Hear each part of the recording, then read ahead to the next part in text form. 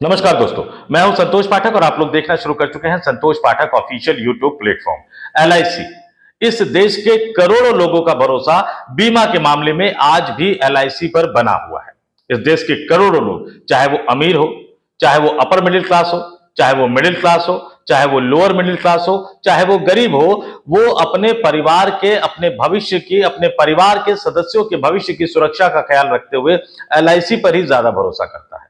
चाहे शहरों में रहने वाले लोग हो, चाहे गांव में रहने वाले लोग हो, वो अपनी कमाई का एक एक पैसा जोड़कर एलआईसी की पॉलिसी खरीदते हैं, एलआईसी का प्रीमियम खरीदते हैं, एलआईसी में निवेश करते हैं, इसलिए कि अगर कल को उनके साथ कोई घटना घट जाती है, कल को उनके साथ कुछ हो जाता है, तो वो जो पैसा है इंश्योरेंस का जो एलआईसी देगी, वो उनके परिवार के काम आएगा, उनके बच्चों के काम आएगा। लेकिन यहां सबसे बड़ा सवाल मैं ये लेकर आया हूं कि एलआईसी का मालिक कौन है? क्या वो करोड़ों बीमा धारक जो एलआईसी में निवेश करते हैं, सरकार, या सरकार के एक व्यक्ति यानी प्रधानमंत्री नरेंद्र मोदी, या फिर प्रधानमंत्री नरेंद्र मोदी के करीबी मित्र अरबपति कारोबारी धन्ना सेठ गौतम अडानी?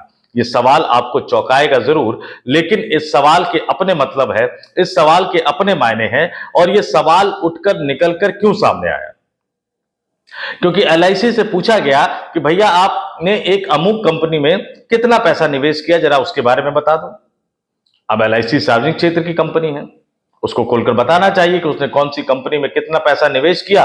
और ये सेबी की जानकारी में भी आती है, वहां भी आपको बताना पड़ता है कहां कितना निवेश किया। मोटे तौर पर कई तरह के कानून बने हुए हैं, लेकिन एलआईसी ने मना कर दिया, भैया नहीं बताएंगे हमने निवेश तो किया है, हमने हजारों करोड़ रुपए निवेश तो किया है, लेकिन हम आपको नहीं बताएंगे कि हमने कितना निवेश किया है। और ये जो जानकारी है ये सेंसिटिव है और कॉन्फिडेंशियल है। आप समझ तो गए होंगे कि हजारों करोड़ रुपए कहां निवेश किया है एलआईसी ने? प्रधानमंत्री नरेंद्र मोदी के करीबी मित्र धन्ना सेठ अरबपति कारोबारी गौतम अडानी की कंपनी में। लेकिन एलआईसी ने साफ इंकार कर दिया कि वो इस बात की जानकारी नहीं देगी। और ये पूरा विवाद उठा कहां से? जब गौतम अडानी की कंपनी के खिलाफ, गौतम अडानी के खिलाफ अमेरिका में एफआईआर हो गई, उनको बाहर से लोन मिलने बंद हो गए, एक दिवालिये की स्थिति में आ गई, फाइनेंशियल कंडीशन उनकी खराब होती चली गई, तब सरकार के कहने पर, सरकारी अधिकारियों के कहने पर एलआईसी को मजबूर किया गया, या एलआईसी मजबूर हो गई गौतम अडानी के ग्रुप में निवेश की योजना बनाने को और निवेश करने को। और यह खुलासा इस देश के किसी मीडिया ने नहीं किया। कुछ दिन पहले यह खुलासा एक विदेशी मीडिया ने किया था और अमेरिका के अखबार वॉशिंगटन पोस्ट ने किया था। बड़ा हंगामा मचा। वॉशिंगटन पोस्ट ने लिखा कि सरकार के सरकारी अधिकारियों के हस्तक्षेप पर अडानी ग्रुप में निवेश के लिए एलआईसी ने 3.9 अरब डॉलर, ध्यान दीजिएगा, 3.9 अरब डॉलर का निवेश का प्रस्ताव पास किया।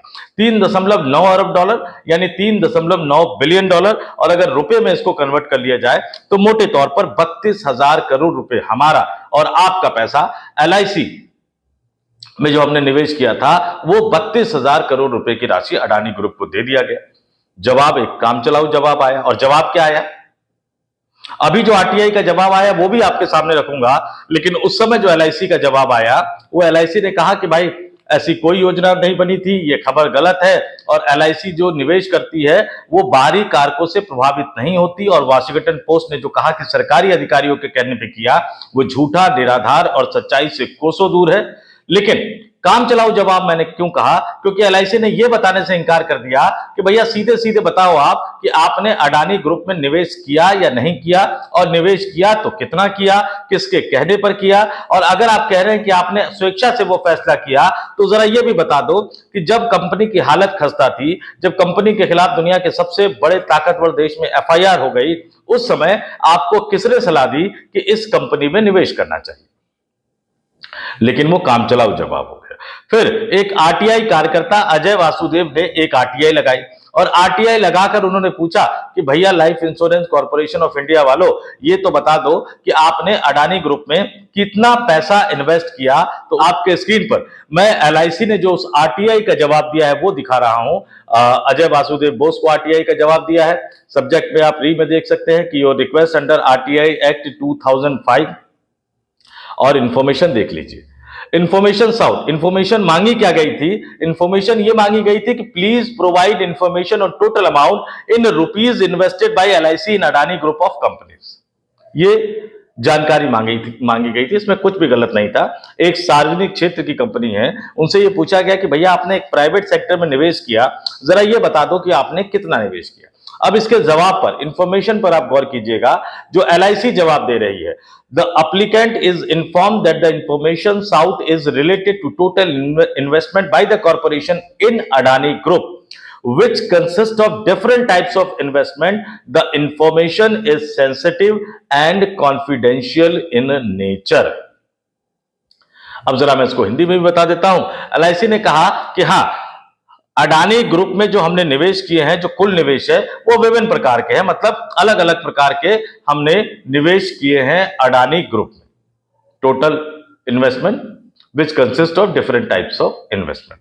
लेकिन आगे जो एलआईसी ने जवाब दिया वो बड़ा विचित्र दिया, लेकिन ये जो इंफॉर्मेशन है ये सेंसिटिव है यानी संवेदनशील है, ये जो इंफॉर्मेशन है यानी कॉन्फिडेंशियल है यानी गोपनीय है, और इसलिए इसकी जानकारी जो है वो आरटीआई एक्ट के तहत नहीं दी जा सकती है। बड़े ध्यान से सुनिएगा कि एलआईसी ने ये माना कि हां, उन्होंने अडानी ग्रुप में अलग अलग प्रकार से, अलग अलग तरीकों से निवेश तो किया है, लेकिन जो निवेश उन्होंने किया है वो सेंसिटिव है और कॉन्फिडेंशियल है, इसलिए एलआईसी वो जानकारी नहीं दे सकती।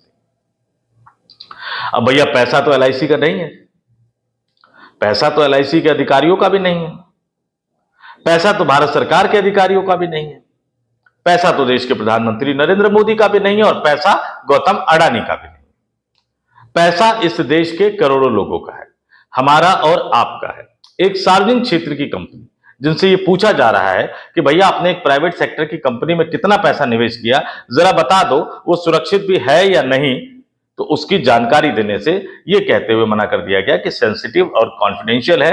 आजकल आरटीआई का इसी तरह से मजाक उड़ाया जा रहा है, आजकल आरटीआई की इसी तरह से धज्जियां उड़ाई जा रही हैं। ध्यान दीजिए, नरेंद्र मोदी और अमित शाह अपनी विदेश यात्राओं को लेकर क्या कहा करते थे कि एयरपोर्ट पे नहा लेते हैं, होटल का खर्चा बच जाता है, लेकिन इन्हीं अजय वासुदेव बोस साहब ने एक दो आरटीआई क्या लगाई, पता लगा इस देश में गए तो इतने लाख खर्च हुए, इस देश में गए तो इतने लाख खर्च हुए। उसके बाद से वो उनकी विदेश यात्राओं को लेकर आरटीआई लगा रहे हैं, लेकिन कोई भी जो विदेशी, भारत की जो विदेश में जो एम्बेसी है या हाई कमीशन है वो जवाब नहीं दे रही है। वो पहले कहती है कि हम अभी जुटा रहे हैं, सारे बिल्स को इकट्ठा किया जा रहा है, बाद में दोबारा अगर अपील फाइल करो तो बता देती कि नहीं जी विदेश मंत्रालय इसका जवाब देगा। यानी वहां भी कुछ ना कुछ छुपाया जा रहा है, और यहां भी कुछ ना कुछ छुपाया जा रहा है।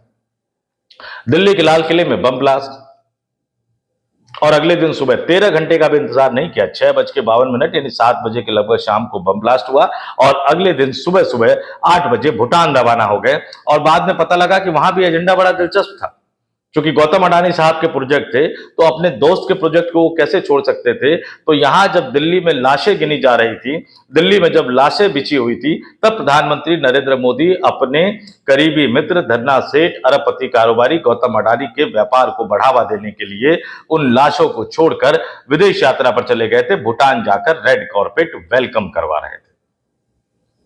लेकिन यह मामला उससे भी कहीं ज्यादा गंभीर है। इस देश के करोड़ों लोगों के निवेश से और बचत से जुड़ा हुआ मामला है। इस सवाल का जवाब एलआईसी ने तो बता दिया।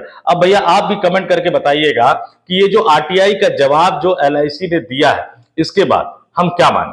आपका क्या मानना है कि एलआईसी का असली मालिक आप और हम हैं, या एलआईसी के असली मालिक सरकार है, या एलआईसी के मालिक प्रधानमंत्री नरेंद्र मोदी है, या एलआईसी के मालिक गौतम अडानी है? और क्या इस देश में अब सार्वजनिक क्षेत्र की कंपनियां भी सवालों से बचती हुई नजर आएगी? आखिर कौन उन पर दबाव डाल रहा है, किस तरह का प्रेशर उनके ऊपर है, और इस तरह के प्रेशर में क्या इस देश की आर्थिक सुरक्षा के साथ एक बड़ा खिलवाड़ तो नहीं किया जा रहा? अगर एलआईसी ने जो पैसा लगाया, ये तो एक जानकारी आ गई 32,000 करोड़, पता नहीं इससे ज्यादा कई गुना ज्यादा लगाया होगा। अगर कोई ऊंच नीच हो जाती है, अडानी ग्रुप में कोई गड़बड़ी हो जाती है, वो पैसा नहीं लौटा पाते हैं एलआईसी का, या एलआईसी का पैसा डूब जाता है, तो उसकी जिम्मेदारी कौन लेगा? क्योंकि प्रधानमंत्री मोदी तो कह चुके हैं कि मैं तो झोला उठा के चला जाऊंगा। फिर झोला उठा के वो चले जाएंगे तो उसकी जिम्मेदारी कौन लेगा? कमेंट करके जरूर बताइएगा। ये मामला वाकई बहुत ज्यादा गंभीर है। तो इस वीडियो में इतना ही। मुझे यानी संतोष पाठक को दीजिए इजाजत। आप तमाम लोगों से अपील, आग्रह हमारे प्लेटफॉर्म को सब्सक्राइब जरूर कर लीजिए। मेंबर के तौर पर ज्वाइन कर सके तो मेंबर के तौर पर ज्वाइन करके स्पेशल व्यूअर भी बन सकते हैं हमारे चैनल के, और इसके साथ ही 2-4 लोगों तक हमारे वीडियो को फॉरवर्ड भी कर दीजिए। और ये बहुत ही महत्वपूर्ण स्टोरी है, इसलिए कमेंट कर अपने विचारों से हमें अवगत जरूर कराइएगा। इस वीडियो में इतना ही। मुझे यानी संतोष पाठक को दीजिए इजाजत। आप तमाम लोग देखते रहिए संतोष पाठक ऑफिशियल यूट्यूब प्लेटफॉर्म। नमस्कार।